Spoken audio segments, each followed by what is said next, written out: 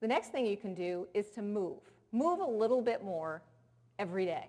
And you've heard a lot about the 30 minutes every day, and that's hard to work in, isn't it?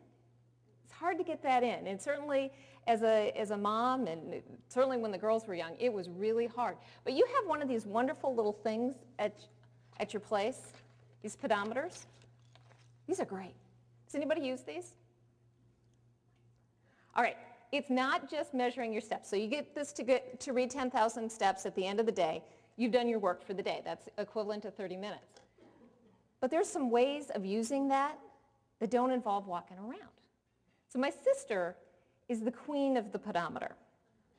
She will get out of the shower in the morning and strap it to her underwear because she is bound and determined she is not going to miss a single step. Well, she lives on a farm. She goes out and gets a paper. It's a long, she's missed a lot of steps. So then she proceeds to brush her teeth like this. And she puts on her makeup, and she's just always moving. She's always got that going on.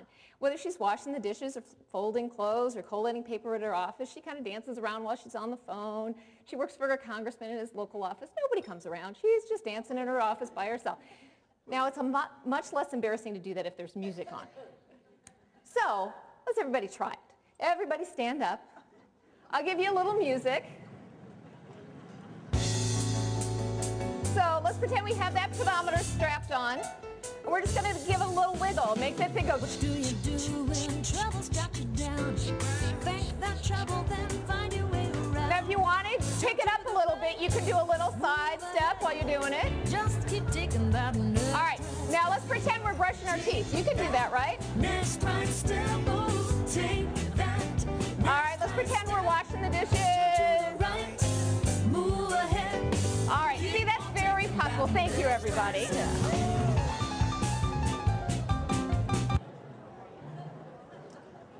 So that's very possible to do, right? Just to get moving around a little bit more every day. And why is that important?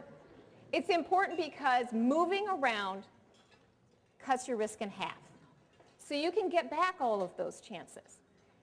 And eating better, getting a little more color on your plate, like Mrs. Doyle said, can cut your risk in half again. So you're almost back to where you were when you started, just with the things that you couldn't change. So it's very possible to have a huge impact on your health if you have the courage to care for yourself in the right way. And it's not about doing it perfectly all the time. It's about making those good choices and moving in the right direction and doing good things for yourself. Let's talk about embracing your heart with connection and celebration.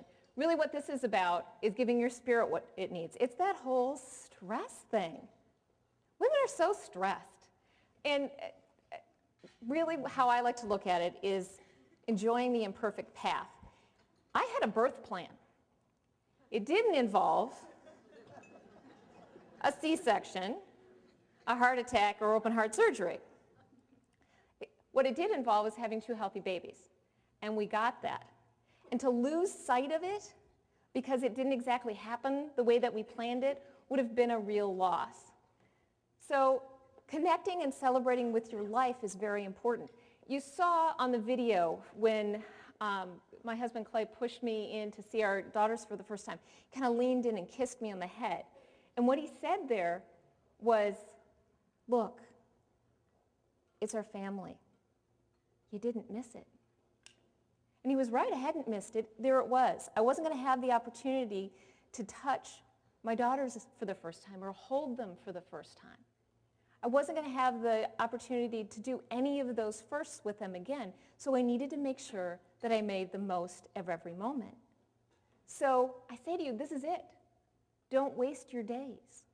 Every single one of them is important. Slow down enough to recognize what's good. And one of the ways that I like to talk about enjoying your life is really taking the time to indulge yourself. And boy, women, we have a hard time doing stuff just for us, don't we? Because there's always something else we could be doing. There's always a load of laundry or this little project or that little project that needs doing. But just taking a moment to sit down, particularly at the end of the day, and really think about, you know what? There were some good things about today. And you have some great tools. you have this great tool at your place, the dark chocolate. I believe in stress management through dark chocolate and wine. So at the end of the day, yeah, absolutely. So at the end of the day, I'll pour myself a lovely glass of red wine, get a wonderful piece of dark chocolate, put on some comfy clothes, put my feet up, take a little bite of that chocolate, take a little sip of that red wine, let it melt on my tongue, and just do this. That's all I need. I just need a little time to go. So try it. Make a little ritual for yourself. It doesn't have to be chocolate. It could be a cup of tea. It could however it is that you're going to just take that moment to say, and then don't forget to woohoo. I have a group of friends that are speakers, and we're sort of independent people. We run our own businesses. We don't really have colleagues. So we have a group that we can woohoo. So when something good happens in our lives, and particularly in our business, we can call each other up and go, guess what happened? Woohoo! Because think about it. How many times do you call your women friends and go, right? Think about how great it would be to get a call from your friend who said, you can't believe what happened today. This was so great. Woohoo! Wouldn't you just go, woohoo, right back? Try it, because it's really fun. Go ahead. There you go. Doesn't that feel good? And it's not bragging. It's about really connecting with people in a very positive way. So don't forget to woohoo. And really take the opportunity to connect with the world. I'm a sailor, so I like the idea and the image of cutting through the water and making a wake that sort of goes off and makes a change in the water as we go along. And that's really why I do what I do.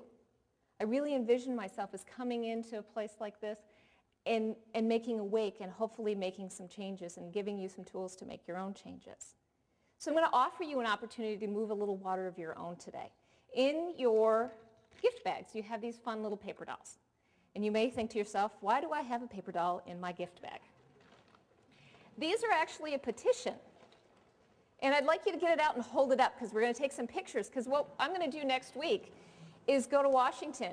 And we have thousands and thousands of these paper dolls that have been collected around the country that represent women who are saying, you know what, this is an important issue. And men, don't forget to sign them, men, that this is an important issue. There's a piece of legislation called the Heart for Women Act.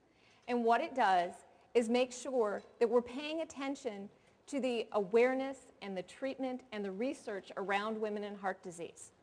It had 103 co-sponsors last year. We're hoping for a whole lot more when we reintroduce it. Please take a moment, fill out both the front and the back, because it's not much use to us if it's not on the back. We're not going to sell your name to anybody. You're going to get probably an email that will allow you to participate if you want to in ongoing advocacy issues. But if you wouldn't mind just holding them up so we can get a nice picture of everybody. That's wonderful. Thank you so much.